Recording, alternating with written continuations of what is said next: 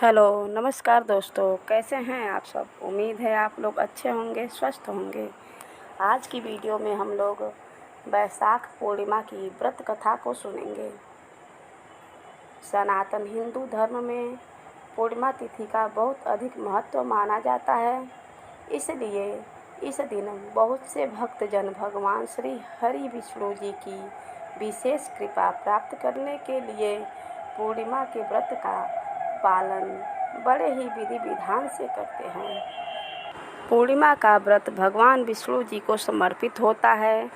इस दिन भगवान श्री हरि विष्णु जी से आशीर्वाद ग्रहण करने के लिए यह व्रत किया जाता है, जिससे घर में सुख शांति एवं वैभव बना रहता है। एक साल में 12 पूर्णिमा आती है। इन 12 पूर्णिमा का अलग अलग महत्व होता है। इसी प्रकार बैसाख की पूर्णिमा का भी अत्यधिक महत्व माना गया है। शास्त्रों के अनुसार बैसाख पूर्णिमा के दिन दिया दान करने से भगवान विष्णु जी भक्त के सभी प्रकार के कष्टों का निवारण करते हैं। ऐसा माना जाता है कि इस दिन दान आदि करने से विशेष फल की प्राप्ति होती है। बैसाख की पूर्णिमा के दिन किसी भी प्रकार का शुभ कार्य करने से व्यक्ति को दोगुने फल की प्राप्ति होती है। अगर आप भी अपने जीवन में अच्छे फल की प्राप्ति करना चाहते हैं तो बैसाख मास की पूर्णिमा के व्रत का पालन श्रद्धापूर्वक अवश्य करें।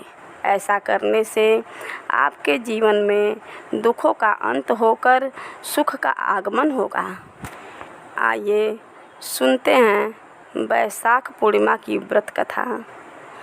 द्वापर युग में एक समय की बात है, माँ यशोदा ने भगवान कृष्ण जी से कहा कि हे कृष्ण, तुम सारे संसार के पालन करता पोषक हो। आज तुम मुझे ऐसे व्रत कहो जिससे स्त्रियों को मृत्यु लोक में विधवा होने का भय नहीं रहे तथा यह व्रत सभी मनुष्यों को मनोकामनाएं पूर्ण करने वाला हो। यह सुनकर श्री कृष्ण ने कहा, हे माँ, आपने मुझसे बहुत ही सुंदर सवाल किया है। मैं आपको विस्तार पूर्वक बताता हूँ। सौभाग्य की प्राप्ति के लिए स्त्रियों को 32 पूर्णिमासियों का व्रत करना चाहिए। इस व्रत करने से स्त्रियों को सौभाग्य, संपत्ति आदि की प्राप्ति होती है और संतान की रक्षा होती है। यह व्रत अचल सौभाग्य को देने वाला एवं भगवान शिव के प्रति मनुष्य मात्र की भक्ति को बढ़ाने वाला व्रत है। तब यशोदा जी कहती हैं कि हे कृष्ण, सर्वप्रथम इस व्रत को मृत्युलोक में किसने किया था, इसके विषय में विस्तार पूर्वक मुझे बताओ। तब श्री कृष्ण भगवान कहते हैं कि इस भूमंडल पर एक अत्यंत प्रसिद्ध राजा चंद्रहास्य से पालित अनेक प्रकार के रत्नों से परिपूर्ण कातिका नाम की एक सुंदर नगरी थी। वहाँ पर धनेश्वर नाम का एक ब्राह्मण निवास करता था। उसकी स्त्री अति सुशीला रूपवती स्त्री थी। दोनों ही उस नगरी में बड़े प्रेम के साथ निवास करते थे। घर में धन धान्य आदि की कोई कमी नहीं थी। उनको एक बड़ा दुख था, उनके यहाँ कोई संतान नहीं थी। इस दुख से वे अत्यंत दुखी रहा करते थे। एक समय एक योगी नगरी में आया था। वह योगी उस ब्राह्मण के घर को छोड़ करके सभी के घर से भिक्षा लाकर भोजन किया करता था। रूपवती से यह भिक्षा नहीं लेता था। उस योगी ने रूपवती से भिक्षा न ले करके और अन्य दूसरे घर से भिक्षा ले करके भिक्षा के अन्न को गंगा के किनारे जाकर बड़े प्रेम के साथ खा रहा था। तभी ही धनेश्वर ने योगी को ऐसा करते हुए देख लिया था। अपनी भिक्षा के अनादर से दुखी होकर के धनेश्वर योगी से कहता है कि हे महात्मन, आप सभी घरों से भिक्षा लेते हैं, लेकिन मेरे घर की भिक्षा कभी नहीं लेते हो। इसका कारण क्या है?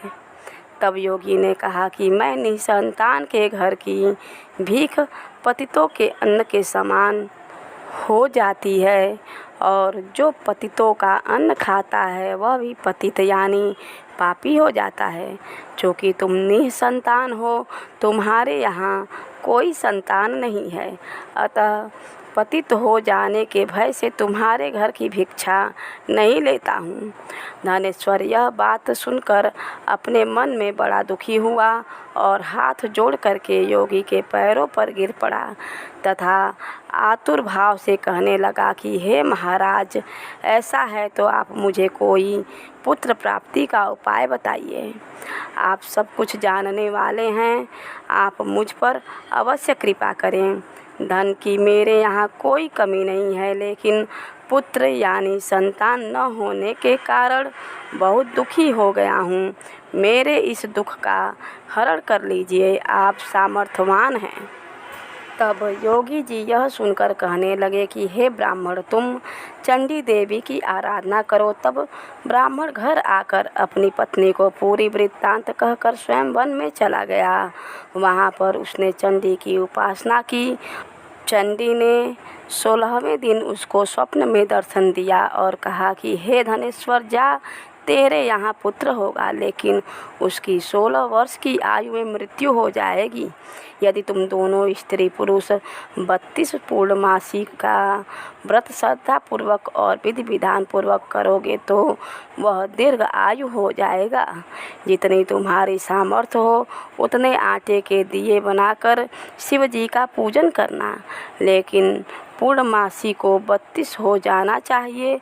और प्रातःकाल इस स्थान के समीप एक आम का वृक्ष दिखाई देगा, उस पर तुम चढ़कर फल तोड़कर शीघ्र अपने घर चले जाना और अपनी स्त्री को सारा वृत्तांत बताना। और ऋतु स्नान करने के बाद वह स्वच्छ होकर के और शंकर जी का ध्यान करके फल को खा लेगी। तब भगवान शंकर की कृपा से गर्भ ठहर जाएगा। जब ब्राह्मण प्रातःकाल उठा तो उसे उस स्थान के पास एक आम का वृक्ष देखा जिस पर बहुत सुंदर आम का फल लगा हुआ था। उस ब्राह्मण ने आम के पेड़ पर चढ़कर फल को तोड़ने का प्रयत्न किया और असफल रहा।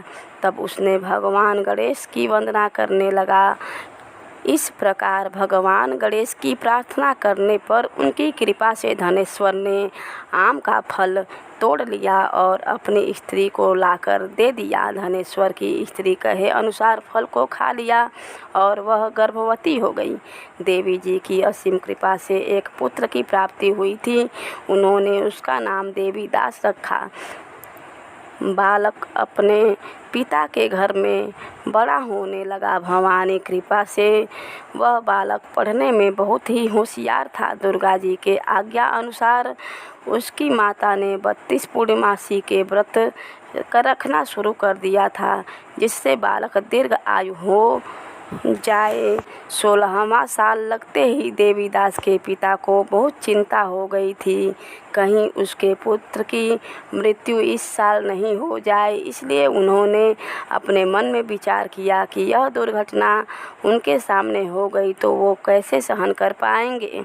तो उन्होंने देवीदास के मामा को बुलवाया और उन्होंने कहा कि देवीदास 1 वर्ष के लिए काशी में जाकर विद्या का अध्ययन करें और उसको अकेला भी नहीं छोड़ना चाहिए, इसलिए साथ में तुम चले जाओ और 1 वर्ष के बाद इसको वापस लौटा के ले आना।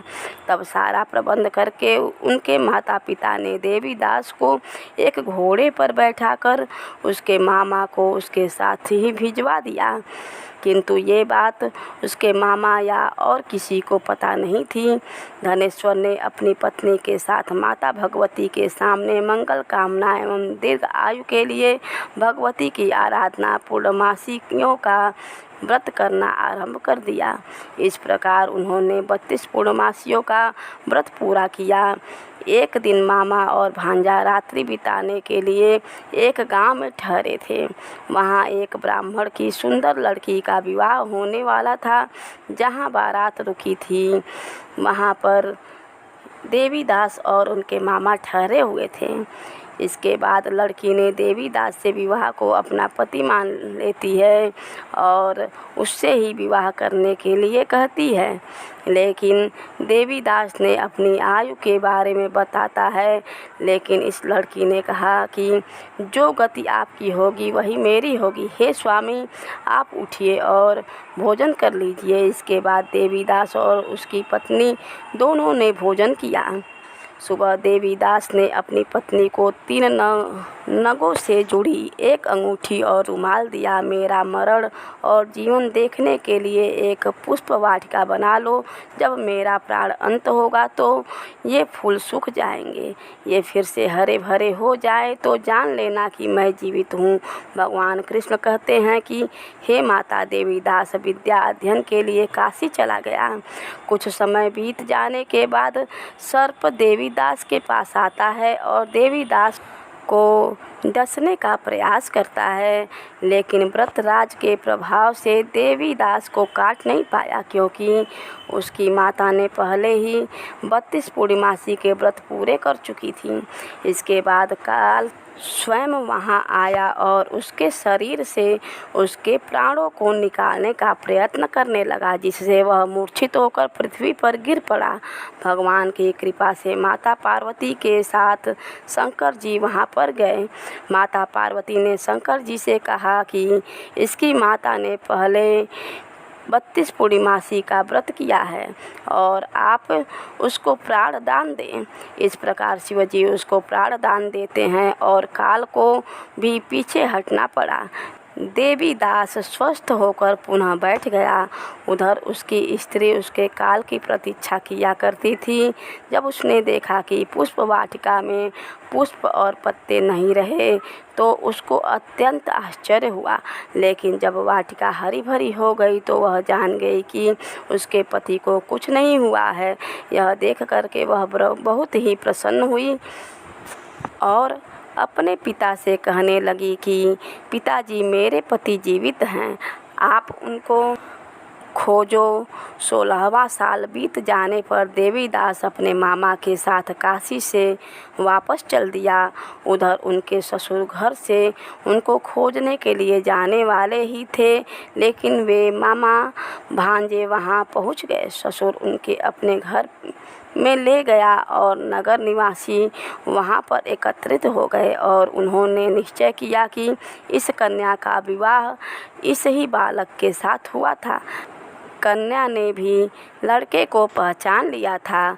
कुछ दिन बाद देवीदास अपनी पत्नी और मामा के साथ बहुत से उपहार लेकर अपने नगर की ओर चल देता है। जब वह गांव के निकट आ गया तो वहां के लोगों ने उसे देखकर उनके माता पिता को पहले से ही खबर दे दी। तुम्हारा पुत्र देवीदास अपनी पत्नी और मामा के साथ आ रहा है। ऐसा सुनकर उनके माता पिता बहुत ही खुश हुए थे। पुत्र और पुत्रवधू की आने की खुशी में धनेश्वर ने बहुत बड़ा उत्सव मनाया। तब भगवान श्री कृष्ण जी कहते हैं कि धनेश्वर 32 पूर्णिमासी के प्रभाव से पुत्रवान हुआ। जो व्यक्ति या स्त्री इस व्रत को करते हैं जन्म जन्मांतर के पापों से छुटकारा प्राप्त कर लेते हैं। विष्णु भगवान ऐसे ही हैं। बोलो विष्णु भगवान की जय। जैसी जिसके मन में कामना होती है भगवान विष्णु ज़रूर पूरी करते हैं।